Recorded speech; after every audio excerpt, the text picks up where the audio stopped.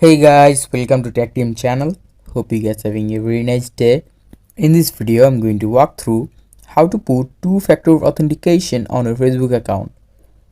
So to put it, at first just go to your Facebook app. Now click the top right, the three dash icon. Scroll down and click on settings and privacy. Click on settings. Click on account center. Click on password and security, this option. Now after clicking it, here you will see the second option, two-factor authentication. Click on it. Now just select your account.